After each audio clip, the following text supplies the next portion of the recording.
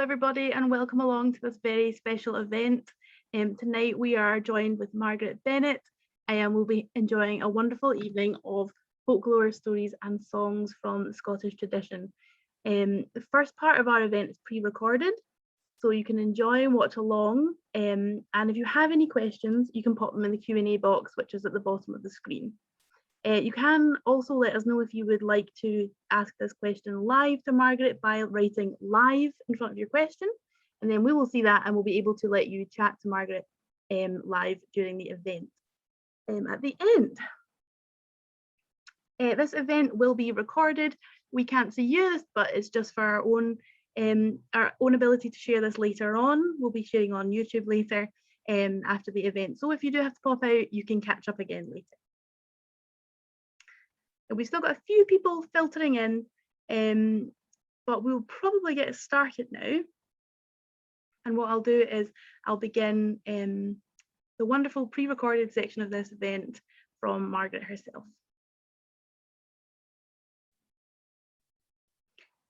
Again, don't forget you can pop your questions into the Q&A box and put live if you would like to chat.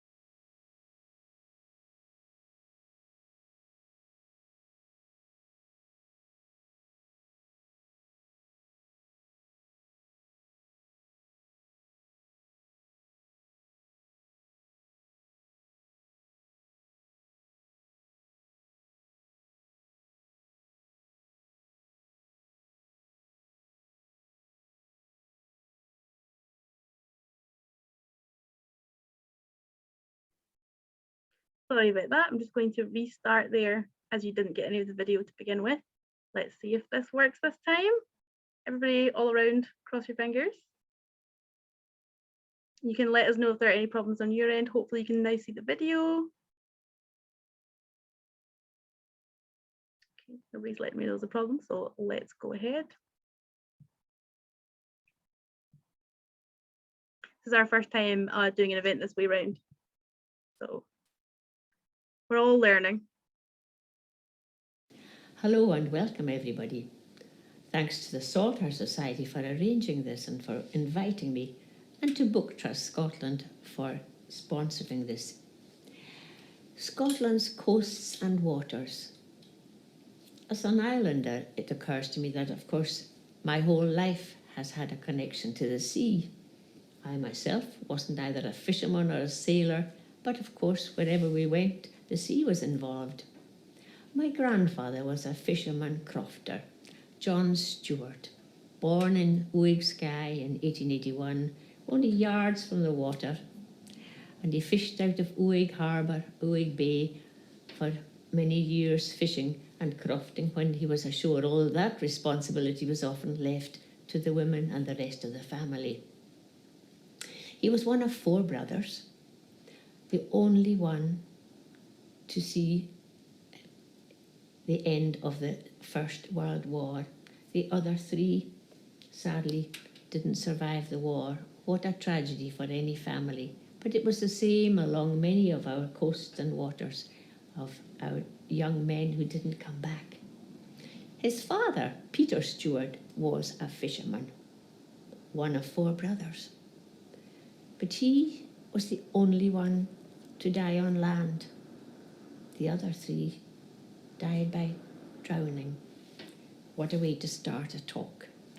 But all part of our traditions of the coasts and waters. And I often thought of how my grandmother and how that family coped.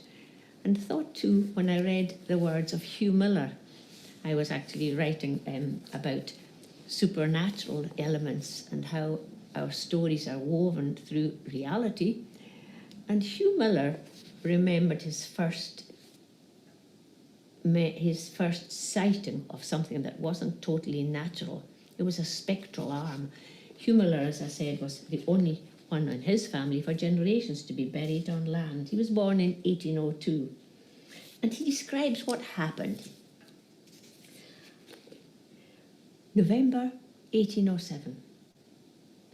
My mother was sitting beside the household fire, plying the cheerful needle, when the house door, which had been left unfastened, fell open, and I was dispatched from her side to shut it.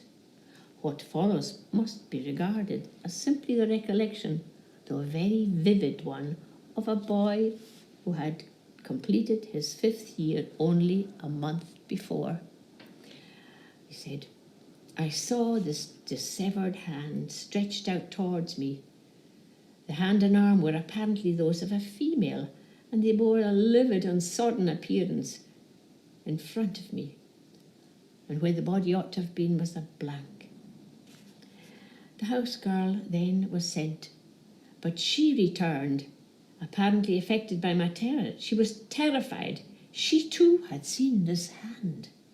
And finally, my mother, going to the door, saw nothing, though she appeared much impressed by the extremeness of my terror and the minuteness of my description. I communicate the story as it lies fixed in my memory. I don't attempt to explain it, but the supposed apparition may have been momentary, yet its coincidence, in this case, was the probable time of my father's death. That seems, to say the least, curious. Yes, they received news shortly afterwards that his father had died, drowned at sea, at that very time. Drowning. It's not surprising that fishermen had a lot of beliefs surrounding their craft. My grandfather was, like the Millers, I suppose, had a fairly thorough grounding in the Bible, and he himself was a great firm believer, and yet he would admit to certain things that he wouldn't do. Don't carry your rubber boots over your shoulder, you put them under your arm. There were things you didn't talk about. Don't mention rabbit on board, and don't mention a salmon. That's a redfish. You don't want to take on board a minister or a priest, not even as a passenger. That didn't bode well. And as my mother used to remind me, and even if he was on his way to the boat and he met a red-haired woman, he really felt he should turn home again. It would not be a good day. There was things you shouldn't want to see, and there was things you didn't wear. My other uncle told me, because I happened to ask, I said, it's funny, they always wear navy blue sweaters, navy blue jerseys or white cream ones and that. And he said, oh yes, he said. I said, but the most common dye for any Hebridean or Highlander when you're dyeing wool is actually this colour here, crottle, that rusty colour. And it's made from the lichen that grows on the rock down by the shore, usually. They gather lots of it, and we've seen it in tweed jackets. But my grandmother would never knit the socks using crottle. No, grey or mixed wool, natural navy blue. Why was that? From the rocks it came, to the rocks it'll return. And so that if a boat went down, anybody on board wearing crottle, you could be sure they would never find them again. Most of my books are based on recordings from oral tradition. They're all non-fiction, that was certainly the case, and they're all based on tradition. People have recorded over the years because I feel that this is so important. It's part of Scotland's culture. Back to the fishermen again. They saw life. They would follow the herring. My grandfather's day was the day of the herring, and they would go up northwards. We lived in Lewis for 6 years when I was a teenager, and I learnt a lot from the sea folk there as well. A very different island, different songs and different stories, but fundamentally the same rootedness in tradition and many of the same beliefs and sayings. The gutter lasses, what memories they had following the herring. Stornoway, Lerwick, Aberdeen and all down the east coast, down to Yarmouth and even Grimsby. They could tell a few tales too. My grandfather told me that going into Malig one time, there was a herring station they were going to, and he said he heard conversations in 4 languages. There was Gaelic, of course, and he said there was Scots from the northeast, English, yes, but he said, over Earskich, as in Yelan Vanan Kujach, they were fishermen from the Isle of Man, and we could understand them, and they could understand us. So they had a lot in common. When they went up to the Shetlands, that was another island I stayed on in childhood, well, it was entirely different. The language again, the stories. I heard first of all the story of the Selkie. The Selkie who's a part seal and part man or woman, and they can come ashore usually at May morning or Midsummer's Eve, shed the coat and come ashore and even marry a human being, have child. And that's where I first heard the song, the Selkie of Sulsgeri, an old ballad. And no doubt the story occurs, of course, on the west coast as well, and all the way up to Scandinavia as these seafaring people reach those further shores.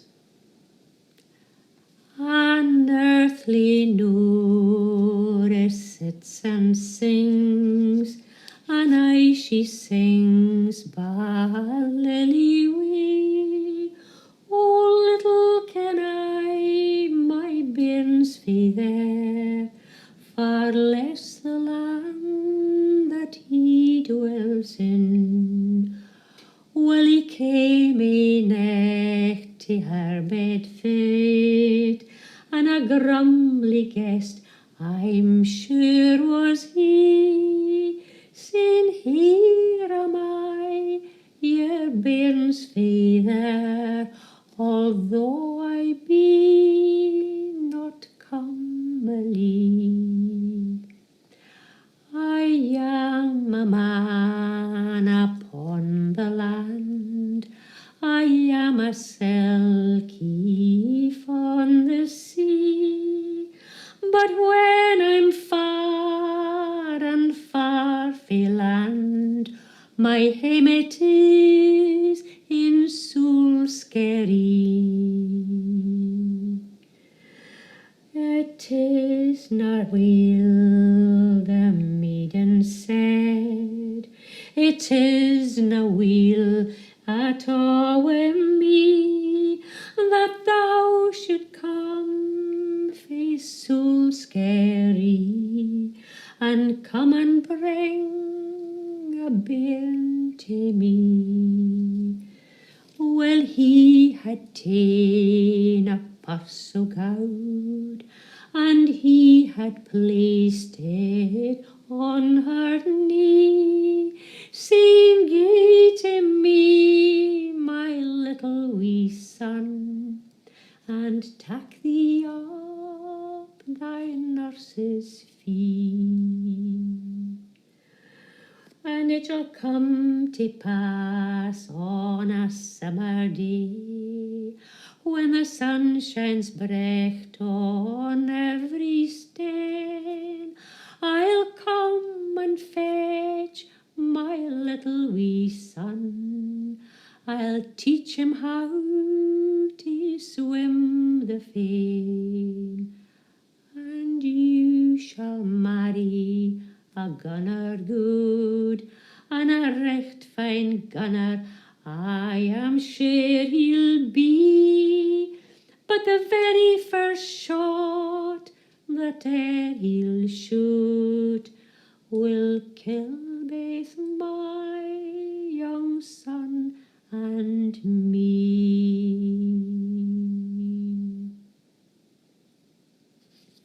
the Selkie of Sulsgeri. There's plenty of songs, of course, all around the coast. There's Voyage was a very favourite among all the islanders, although it was made by a man from the Isle of Lewis. He was Donald Morrison from Braga. He eventually emigrated. Falch go ferende ballichen jeski imrings a tainje jarige pia kombalum leppy no cattle no beer the funny million nortu. And it was the sort of thing that they would love to sing no matter where they were. But what they were all looking forward to, of course, though they loved to be at sea, was going home to land. Welcome to the land, boys of the fishing, rowing and pulling, cutting the bait, not caring for a bed or sleeping or even for food, till they put the nets in order. The winter's long and the tempest is hard, bad weather and blizzards and hailstones and cold. And oh, what times we think of the boys from the Point or Ruach, the Caileys and the threshings of the barley. That would be more comforting. But I prefer my bed that with my mother's covers than the perils of this bad weather, blizzards. Here I am, he said, lying, listening to the whirring of the ropes and lying just with a pillow of stone and a rough blanket to cover them. What a life they had, what a life they had. The man who made that song, Donald Morrison from Braga, emigrated. And in fact, he died in Duluth in the USA in 1951, so it's not an ancient poet by any means. And thinking about this, nearly every area of our coast has had stories of emigration. But when they left behind our coasts, they didn't ever forget them.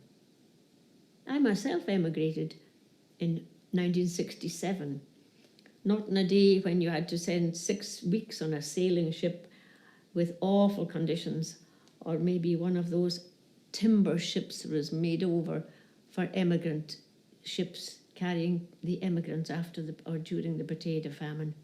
No, in my day, I always knew I could come back. I always knew that. I might have stayed, but Scotland's shores drew me back. I did, however, record quite a bit of folklore there and traditions, and I had an idea I would like to see what songs remained from the old country, and of course there were plenty. Yes, Iravata, the boatman, among them, but there were others I'd never heard before, and including one that I think I'd like to share with you. And I don't think I'll sing it myself, because the man I sang it, he was born in about 1884. He was over 80 when I spoke to him. He had never seen Scotland, but he could describe it. His people were from the little island of Canna, now owned by the National Trust. And his mother's people were from Moydart, just across the way from that. And they had emigrated in the 1830s, before the potato famine. And when I asked of his memories, he said, you can leave in Jelanskianach. I'm from the Isle of Skye. You can leave the Isle of Skye today, he said. But he said, and you could be home again tomorrow.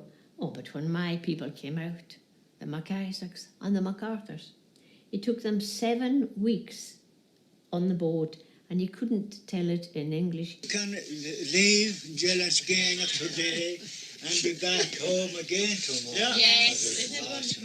My people came out to Mackay. It took them 7 weeks on the boat from the time to told me that in 1969. I did think about, why would you leave Scotland from Tobermory? I don't know, I thought, but I'm glad I didn't presume that I knew better, because I did not. Years later, reading the transcriptions of the recordings of John Lorne Campbell of Canna, there was one from an old man he recorded in 1949, whose father remembered those emigrants leaving the coast. And again, he tells it in Gaelic. I'll read it in English. That my father said they sailed first to Tobermory and then to Greenock.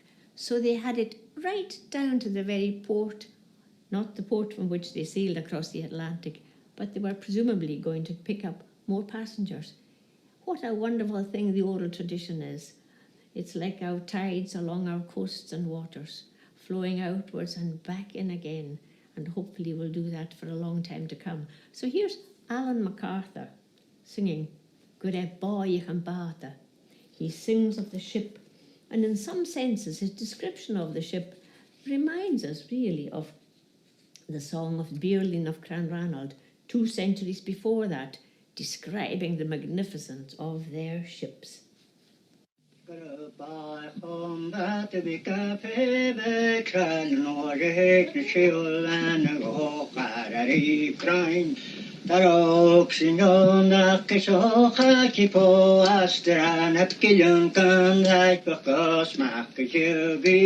now this is the chorus of it.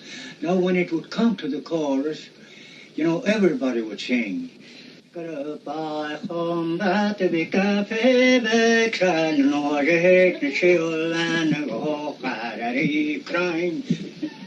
won't sing the chorus so often. After every verse, you're supposed to sing the chorus, you know, so all hands would sing. Oh, you wouldn't hear us start talking, you see, when there would be about 15 or 16 singing at one time.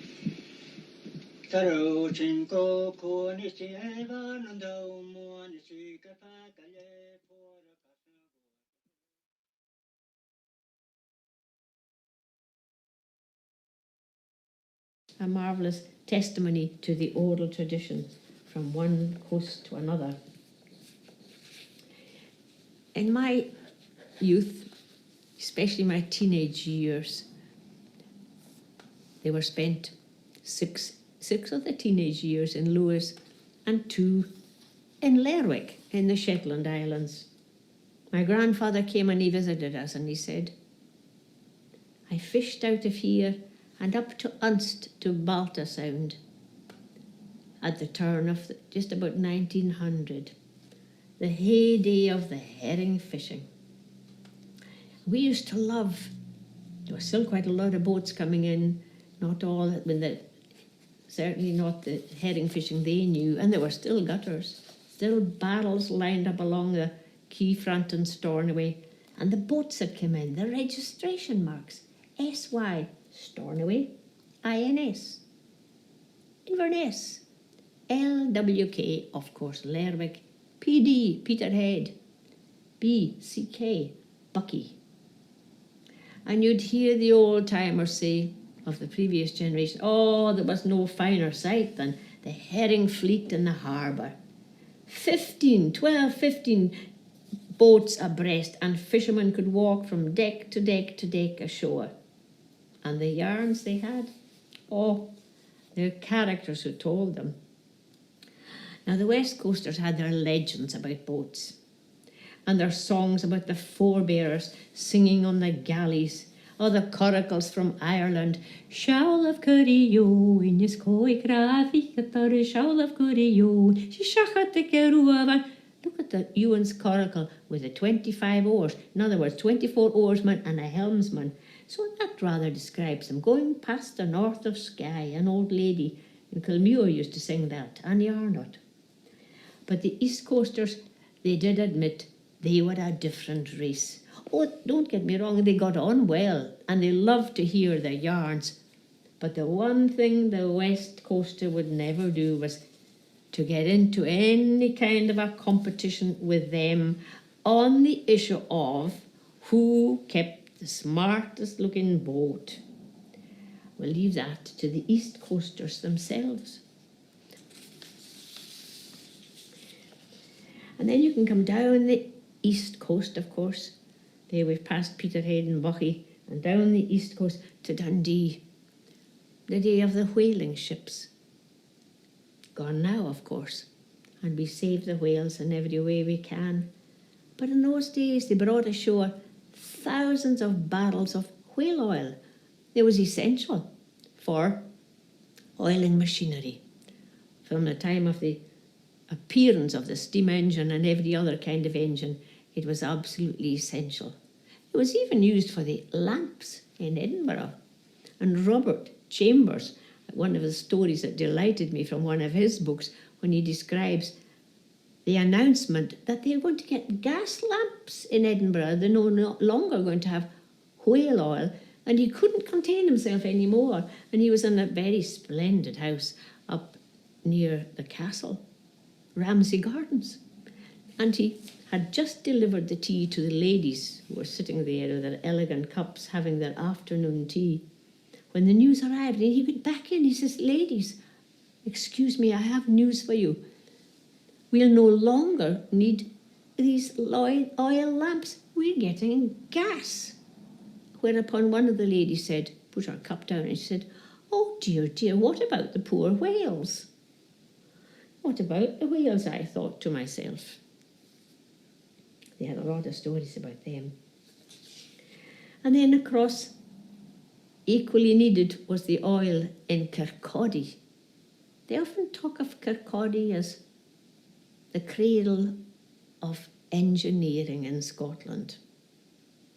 It may seem like a rather unlikely subject for a folklorist to pursue, but I've always been fascinated at the skill of these coastal engineers.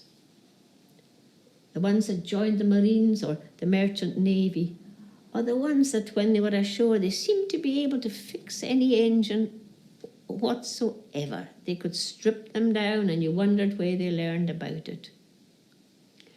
And a few years ago, fewer than 5 in fact, when I realised that Scotland is losing these industrial skills that once characterised so many of the people of the coasts, women as well as men, although they don't always get the credit. And so I decided if I can find a few of them, I'll record them about their traditions.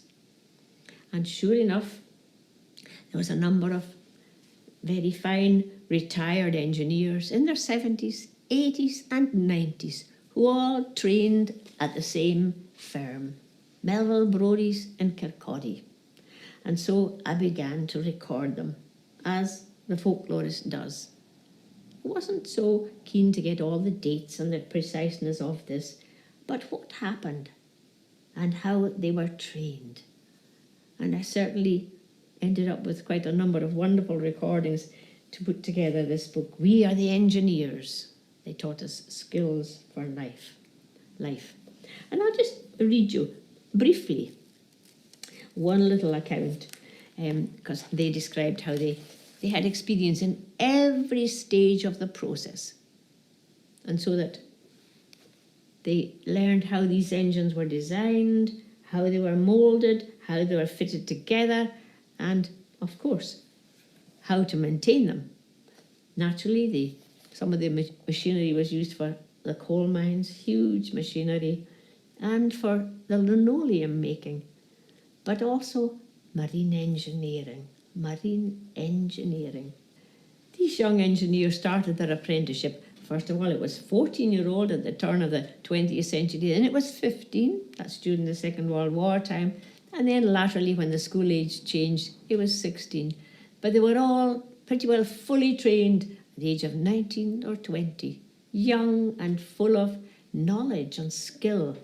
This is a recording, I'm just reading it actually, from one of the engineers, whose name was Bill Simpson from Kirkcaldy. He said, "Well, I'll tell you this. When you start work, you find yourself among engineers from all over the place. And when I finished my time at the firm in Melville Brodie's, I joined the Merchant Navy. And soon afterwards, I joined a ship, and it was terrible. The state that ship was in. And the minute we got into the dry docks in London on the Thames, the engine packed up. And there's a thing called the crosshead bearings that packed up. And then we were in the middle of the Atlantic and we had to replace it. And the second engineer, he was there, and he was trying to do these ball bearings. They had to be scraped in. And he says, 'Can you scrape that in?' Aye, I said, I can do that. So I got the job. And when he saw me in action, ever after that, if there was a cross he'd bairn to be scraped in, then I got the job. I was the junior engineer. And that was Melville Brodie's training. You could go anywhere in the world. And we did. The firm goes back actually quite a number of years.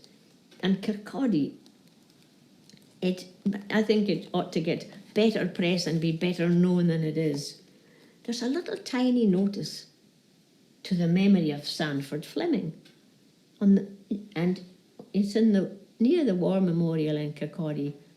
And you know, it's hardly the size of this wee book I'm holding. And if you read it, it'll tell you that's near where he was born. But who was he?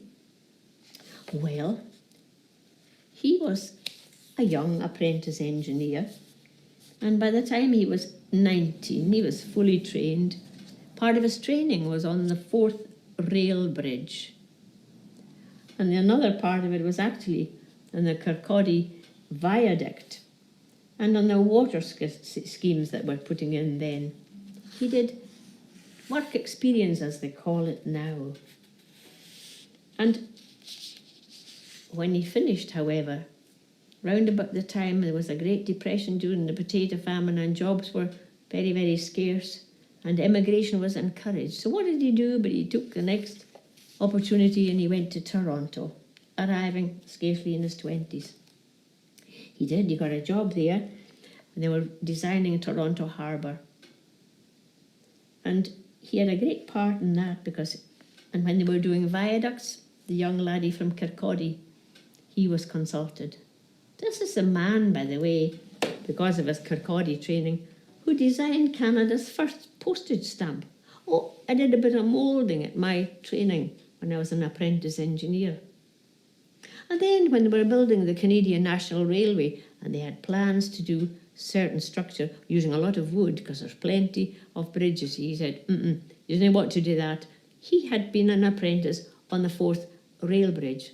So it was he who helped design those railway bridges right across Canada. And when the trains were ready to roll, working out a timetable mathematically, he realised that if that leaves at dawn in Vancouver, say, it's not dawn in Halifax. And this is the man who figured out time zones, basing them on Greenwich Mean Time. And there's colleges and engineering schools in Canada named after him. I think Scotland needs to stop and say, we've got a lot to be proud of. And he himself had that rather modest approach, which anybody of great skill might adopt. They have nothing to prove, it's all there before them. And he acknowledged that actually it was somebody else who inspired him. It was Sang. His name was Sang. And who were they? Well, they were Kirkcaldy born. And Edward Sang was a mathematical genius. He invented the skew arch, these lovely mathematics involved to build these beautiful Scottish arches that we call them. And as if it wasn't enough, he had a great influence on his 2 daughters, Flora and Jane. And these 2 girls, completed the complex tables of logarithms. Gosh, all from the port of Kirkcaldy. I feel very proud of Kirkcaldy, although I'm a West Coaster. But I'll read you what another West Coaster said about these engineers. This is Hughie Donaldson. He was a seagoing marine and now works with the Highlands and Islands. He said, their memories, they bring back memories of the experiential intergenerational learning we got as apprentice engineers. Every detail was worked out meticulously, recorded and planned before being assembled and proved. I enjoyed their account immensely, and I take my hat off to these engineers for giving a voice to their history. I take mine off as well, and a thanks for allowing me to record them. It's always a huge privilege. I make my way back now to the west coast.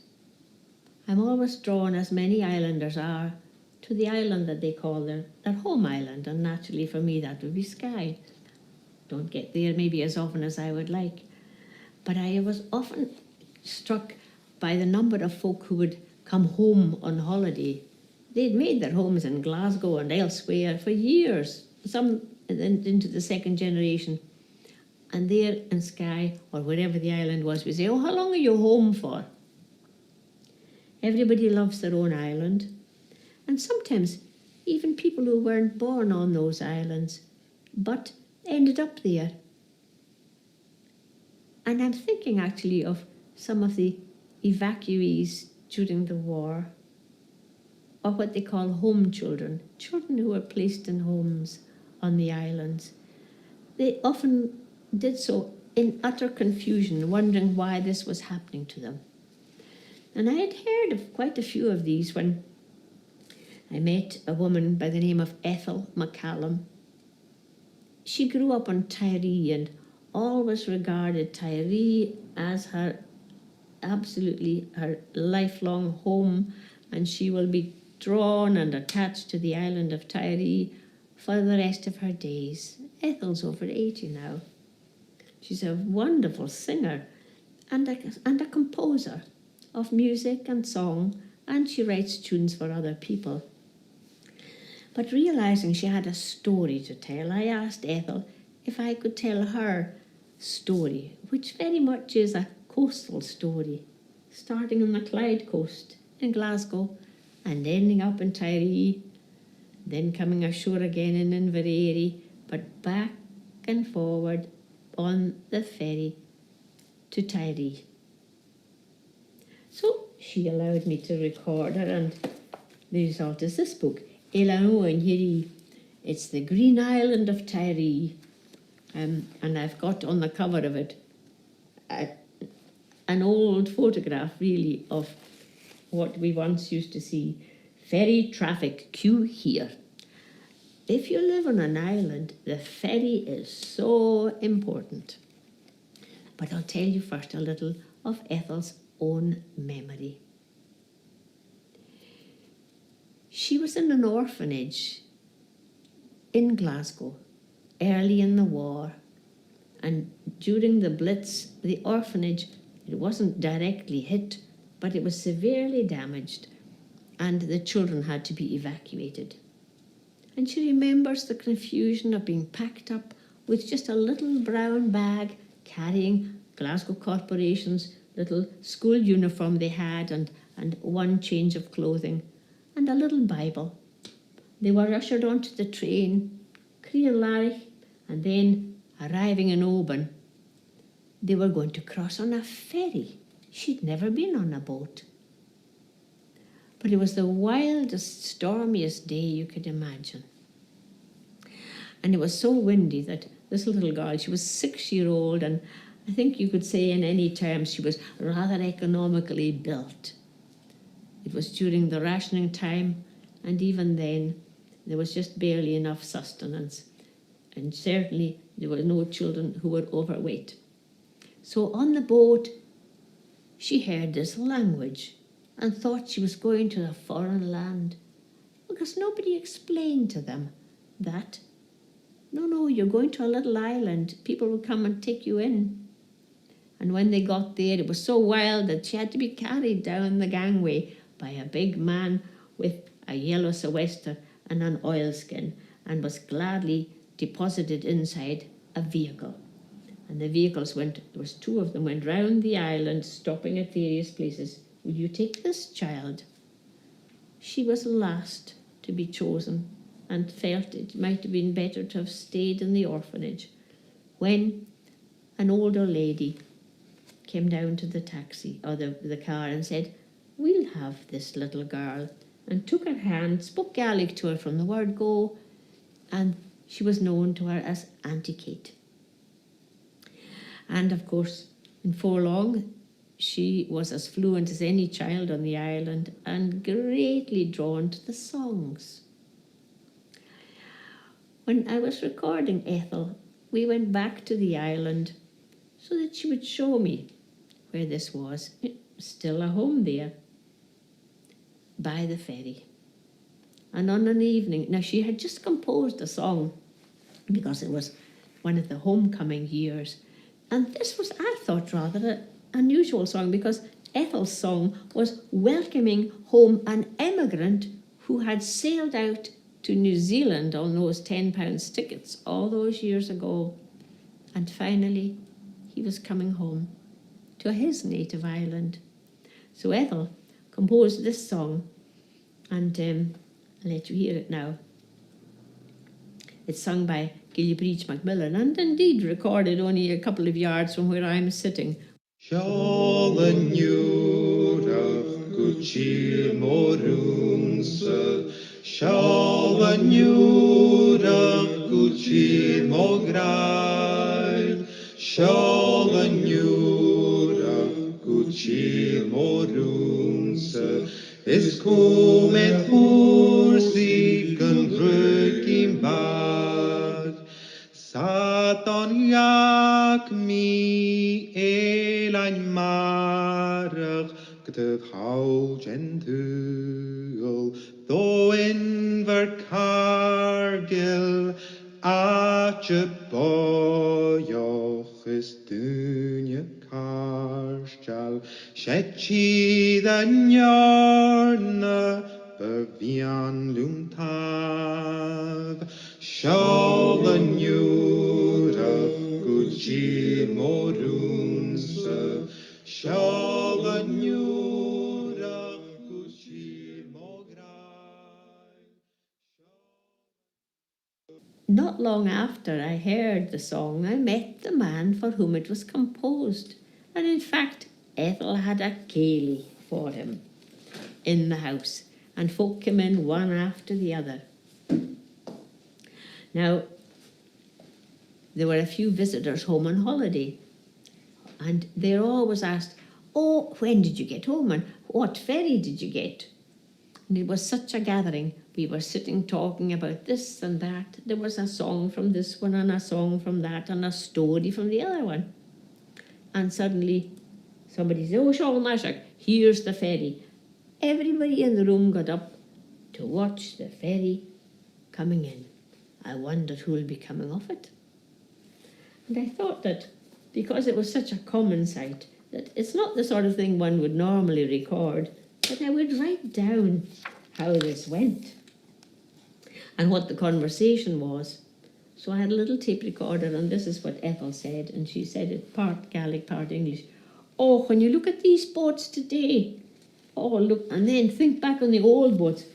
I remember Uncle Hugh," that's Aunt Kate's husband, and she said, speaking in Gaelic, he had a pair of binoculars. Oh, there was a set of binoculars on everybody's window, and the Claymore was coming in, and he was watching her the first day she came to Tiree. And she was just coming towards the island, and Uncle Hughie said, "Look at the sight of that wonderful ship. It looks just like an ocean liner," he said. Of course, it was nothing like an ocean liner. It was considerably smaller than those we see now. And so it was they began to talk about boats all around the coast. "Oh," said Angus, sitting over, "do you remember, Ethel, when the Loch Seaforth used to come in here?" "Oh, I do." Whereas I was able to chime in, as it were. "The Loch Seaforth, that's the boat that used to be going between Lewis and Mallig when I was in my teens." "Yes, the very boat, the very boat. Do you know what happened to it?" I said, "No, I presume it got retired somewhere along the line, but I'd emigrated by this time and I didn't realise it. It became the Tiree ferry." "Oh, yes, but do you know what happened?" I said, "No, I don't." So he told me. "Well," he said, "I remember it very well. It was 1973, and I must have been working at the time, and I would be listening to the early news, every morning, 6 o'clock news. And the first thing that came on was the Loch Seaforth was in difficulties in the Sound of Gunna. And then there was another reference at the end of the news, and I thought, there's something the matter, right enough. So I jumped in the car and I headed for the hills and I searched everywhere, but no sign of the Loch Seaforth. Oh, it must have sunk, I thought. And so I came home and I wondered what in the world is going on. He said, and then the BBC News came on again at 9 and there was more details. Lifeboats had been launched and the people were rowing for Tiree. Oh, I set off. Rowing for Tiree. I set off again in the car and by this time it was broad daylight. And there was the Seaforth off the end of Coolus. Nobody aboard. Presumably nobody aboard. And some vessel had come and towed it to the pier, to Gott Pier. And the first thing that came off the Seaforth was a passenger that had slept through all this. Oh my word, he was in a bunk and he woke up at the pier being towed in. And John MacDonald was the mate, and he used to stay with us at Scarranish. And big Hector MacPhail, Hector MacPhail, he was a Hector Nachmaran, the late Hector. And he had his boat and he was ferrying people from Gott Bay to Scarranish Harbour. And the relief vessel came instead of the Seaforth. Well, it was tied up along the pier and the engine must have been under the water, and John MacDonald was staying with us and he was going down every night to guard this boat. And this morning, I was leaving to go down. I thought I'll walk down to the end of the pier and along with him, and halfway to the end of the pier I saw the funnel, and the opening at the top of the funnel was getting bigger and bigger. I said, John, that darn thing is capsizing. It's going to turn over. Oh, not at all, he said. I'm telling you, it's going to go over. Well, sure enough, Big Neil came and he had a big V8 Ford and it was at the end of the pier, and the mast came down and one of the stays got snagged right on the top of his truck. And there was somebody with a hacksaw trying to cut this and asking, is that a tractor? Well, the mast and the bilge and everything was right over the pier, and down it went, couldn't go any farther, and it sank back right down.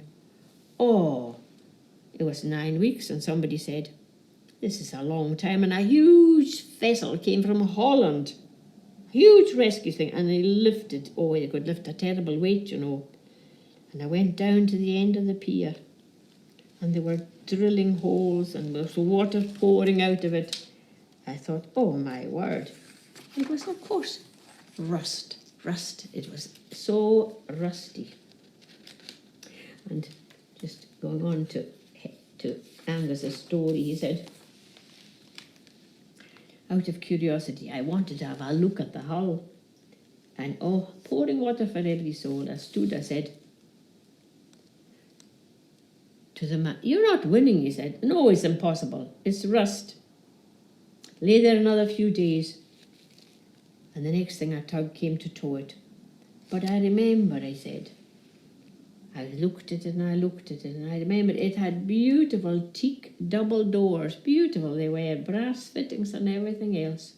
And I said to myself, joking, now if I had a chance and a big screwdriver, I'd have that door in my pocket and gone, I'll take it ashore. Now in those days, that's when you had the first class and the third class, and oh gosh, I never heard of a second class, did you? Anyway, but the door, in a few days it sank. And John MacDonald at the end of the pier, I said to him, I've been on the boat, he said, I took a fancy to the doors. Oh, he said, come down at night, he says, and just take them. Well, he went home for his lunch, and we went back again. The doors, he said, oh man, what's going on? They're gone already. So much for the ferries, full of stories and yarns and memories. And then the next thing we had was a song, another song of the sea, of the coast, of the boats. There's many of them. Not just Ethel songs, but a whole lot more. And again, they reach beyond our own coasts. I realised I'd never stayed very far from the coast until I moved to Quebec for a year. there I was, 2,000 miles from the coast. And I thought of the people who'd left Lewis and Harris and Jewest and were sent to Quebec. They were evicted. 100 years had passed when I was there. More than 100 years had passed. And for the first time ever, I actually met somebody who sailed on one of those emigrant voyages. She was born in 1876, and I recorded her in 1976 when she was 100. She lived till 107. And she and many of the others have memories which I recorded for this book. Oatmeal and the Catechism, I called it. I called it that because when she told me the story of their emigration, leaving Harris, leaving Lewis, the shores, the coast they loved, and settling in a very hard land, I said, I don't know how you survived. My dear, she said, we had oatmeal and the catechism. That's how we survived. I recorded her answering a question I asked, can you remember the voyage? And this is what she said. We sailed from Tarbert on a little boat, a steamer from there to Glasgow. And then from Glasgow we sailed on a ship called the Siberia. Oh, there was lots of immigrants coming over with us. Now our family was there. There was my mother and my father and my sister and myself and my grandfather and my auntie and her 3 children. Her husband was dead, you know, and she came over, and my grandfather came because my grandmother had died too. So he followed us, came to Canada. And on the boat, my aunt and my sister and I slept on the upper, there was like bunks, she said. And my grandfather, he had to go to another section where there was old people like himself. And he'd come down every day and we would see. And he said, oh, you had freedom to go around on the boat. And then she said there was a string, she meant rope, across a certain area. And they had what they called the home children, children from orphanages, sent across to homes where they would never return. None of them returned. Oh, we had one Sunday, it was a terrible, terrible, terrible day. And our son, Angus, several years later, recorded the same story he'd heard from his mother. He spoke a whole lot in Gaelic. This was in the 1990s. He said there were some of them ill, they'd been so long on the vessel, all those weeks coming over. And when they landed in Quebec, there was nobody there to meet them. They came off the train in Megantic, and then they had an ox cart all the way to where their people were, near Lake Megantic, never to see Scotland again. And old Mary Ann, as her name was, said, oh, my mother died heartbroken for Scotland. That longing for the homeland never seems to go away. To be home on our native shores, my home, my own, my native land. And the sea draws us back, as it always did. Thank you for being with me.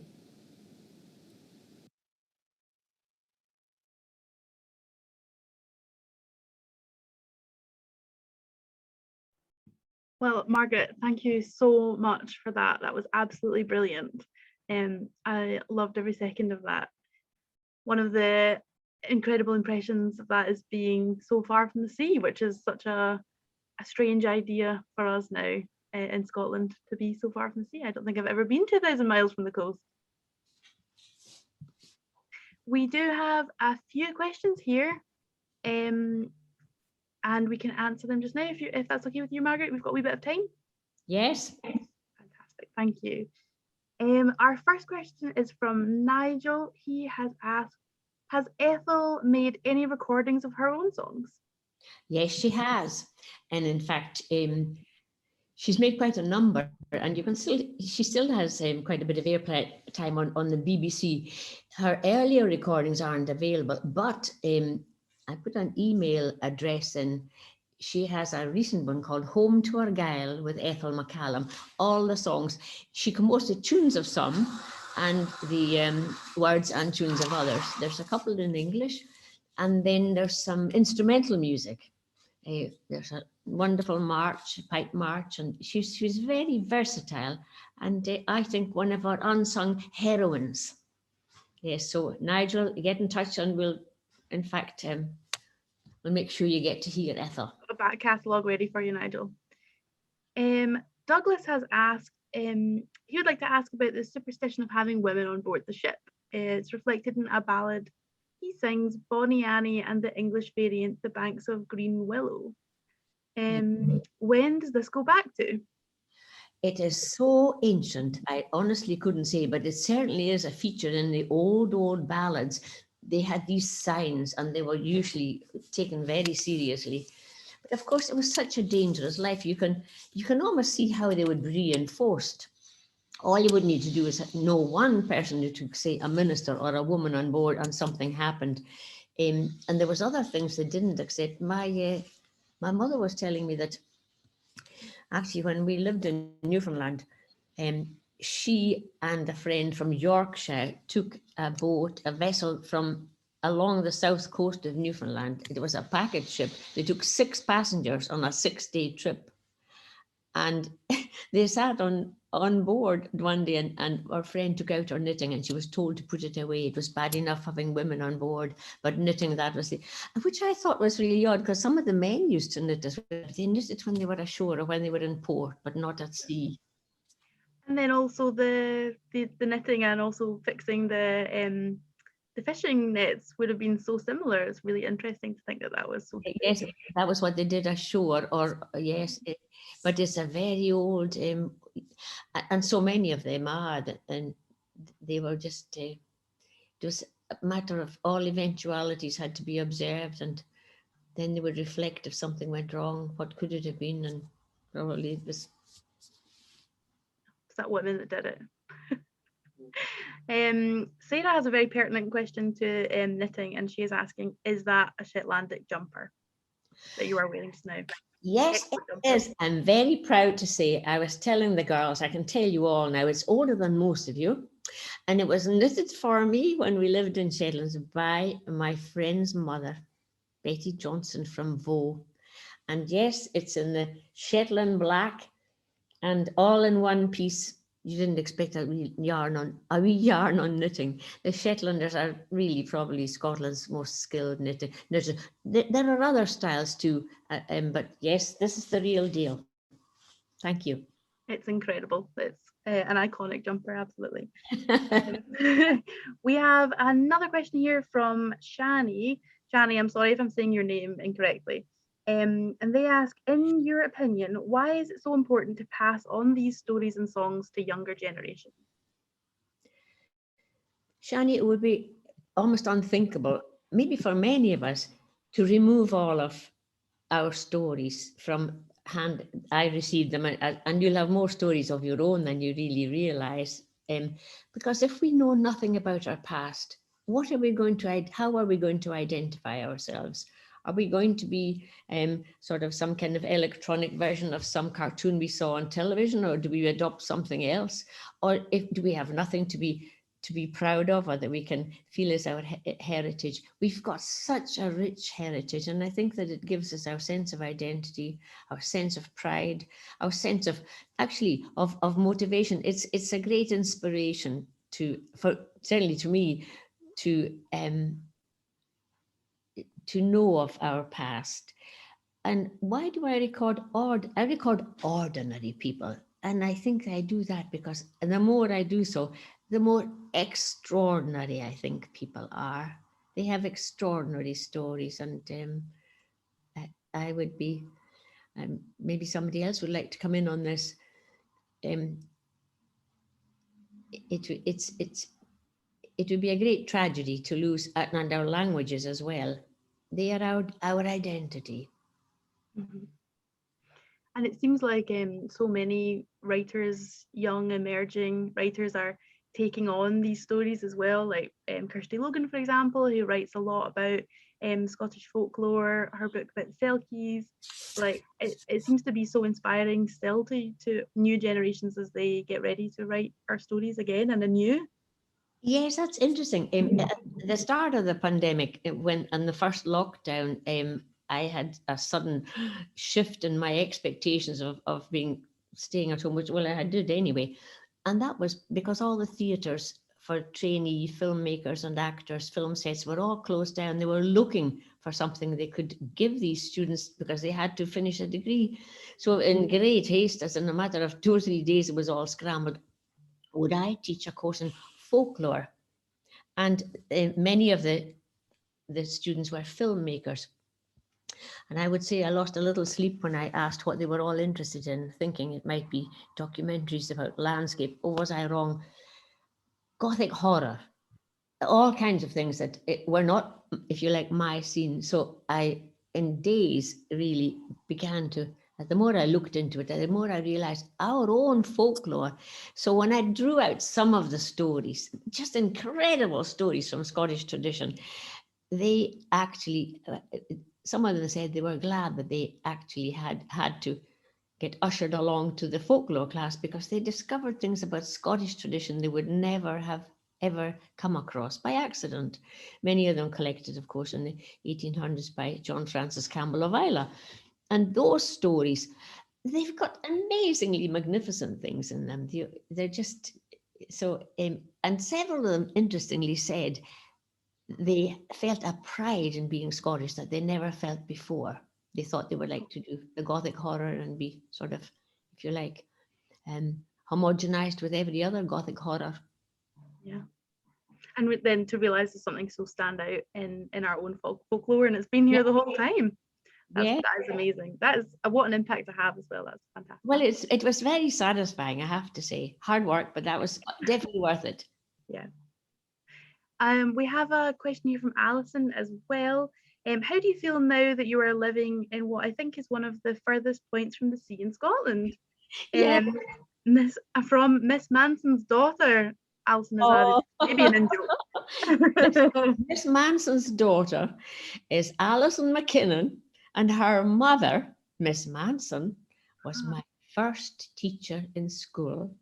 Yes, and when Miss Manson got married, we still called her Miss Manson. And then absolutely. Miss Manson's baby is writing this. She's a bit, well, I often very eloquent for a baby. Well, so how do we feel? Well, it's not so far. It really is about an hour from the Clyde coast or the Forth. There's Loch Earn and the River Earn. I would be quite bereft if there was no rivers nearby. But it is different. I will admit that it's not the same as the open sea. And I still long to go and try to do that. In fact, I can visit Ethel on the west coast, and then on the way up to Skye, etc. That the smell of the sea has something very special, which I always long for. But I can manage to live in this part of Perthshire because it is very lovely. Oh, yeah, beautiful up there. I think lockdown as well has really made people, certainly I have felt the wish to be at the coast and just look at nothing, the waves for a while. There's a beautiful shopping trolley in my local waters, but it doesn't quite hit the spot. Yes, there's something about watching the sea. I have childhood memories of just, we lived, you could throw a stone to the sea. I used to watch and watch. And when I moved to Quebec, I began to be conscious of looking out at the trees. Every day, the trees had different movement. There were so many trees. Incidentally, I have just noticed in your chat, the granddaughter of the old man who sang the song from Newfoundland. So greetings to Newfoundland. It's wonderful to know you're there. Wow. It's wonderful. Yes, Loretta. Loretta has carried on the musical traditions of her grandfather. And Loretta's daughter has certainly carried on that as well and sings in Nashville. She's just got a new recording contract. So those songs are going quite far away from their native shores of Cana. Incredible. It is, it's wonderful. I think we have time for just about one more question. And this one's from Heather Holmes. And they comment, what a wonderful talk, which I completely agree with. Thank you for your stories. You mentioned the difference between the West Coast and the East Coast folk. How many of the West Coast folk go to the whaling? Or did many of the West Coast folk go to the whaling? Yes, they definitely did. Even actually, would you believe, even when we were at school, I'm one of 4 sisters, and when we were at school in Lewis, we had friends whose fathers were whaling, and I knew whalers. Well, they were still whaling when I was a student in Newfoundland, and horrors of horrors all around the table. They sold whale meat in the supermarket, Mm-hmm. and it was very. I'm afraid, but yes, ask me what it tastes like. Yes, it was a very good steak, if a bit oilier than the rest. Wow. Yes, I know. I wouldn't. It was sustenance, and they really did. They ate the whale. It was not wasted. So it was a yes. Yes, Yeah, oh, there were used every quite a part. lot of whalers. Yes, and of course these trips lasted years, and some of these trips they never saw their families for years. Wonderful whaling songs in Orkney as well. And Yeah. Shetland, yes. Say, let the breezes blaw, for I'm on Sillawa. Bid farewell to the whiles I yell, the cold frost and the snaw. For I'm gone to ship on a 3-year trip on a vessel I never saw. So 3 years, that was the trip. Quite a thought. Quite a lot of whale to bring back. It takes 3 years to manage it. Oh, there's a, Oh, sorry. I saw something there. I met oops, why did I see something about maybe I missed it. Is it the last one? I sorted out a service on whaling. Oh gosh me, there's Tom Hubbard who works on a whaling archive, and somebody made a box plate from US in Fort William. He'd been a whaler. Yes, the South Georgia whaling. So, oh yes, there was a lot of whalers. And in fact, Alan MacDonald, the great, and that family, the great piping family from Glenuig, his father, Alan's father, was called Alan. He was called the whaler. Yes. And you see whalebone arches. There's one in Edinburgh, of course. Yes. Yeah. Yeah. They're still with us. Mhm. Just before we pass over to Sarah, who's our director here at the Saltire Society, I just wanted to promote your books you have. If you know, it's amazing to hear these stories read by you and from your own voice, but also you have a collection of fantastic books, which can be picked up from your website, which is Margaret Bennett .co.uk. Is that right, Margaret? That's right. It's in the chat, yes. margaretbennett.co.uk, and you can get a copy of these books. Or you can also email info@gracenotescotland.org and get yourself a personalised copy. I made the foolish mistake of picking mine up from the Oh no, not having it, not having it dedicated to me specially. I don't. Don't be Well, like, we might meet one of these days. well, I Actually, or you can go on eBay and look for second-hand copies. That's the other option. listen, we want to get you these royalties. Well, oh, that's yes. Well, so if you see one at Fortunes, you'll know somebody else is making a fortune. That's all right. And yes. And Katrina's popped all those links into the chat for you as well, so that people can go directly over there. Thank you so much, Margaret, for such a wonderful event, such a wonderful evening. And thanks also to Live Literature for helping us put on this brilliant event. I'll just pass over to Sarah, who is director at the Saltire Society. Thank you, Heather. Just to echo Heather, thank you so much, Margaret, for just a gorgeous evening. It's been brilliant, and thank you for taking the time to answer the questions as well. We really appreciate it. Just to echo as well, big thank you to Live Literature who made this event possible, and to my colleagues Heather and Katrina who've been working away behind the scenes and in front of the camera tonight. To Heather, we at the Saltire Society, we're very lucky that we get to work with so many amazing creatives that Scotland has. And I'm really grateful to everyone who engages and supports us. So thank you everyone for joining us this evening. We really appreciate it.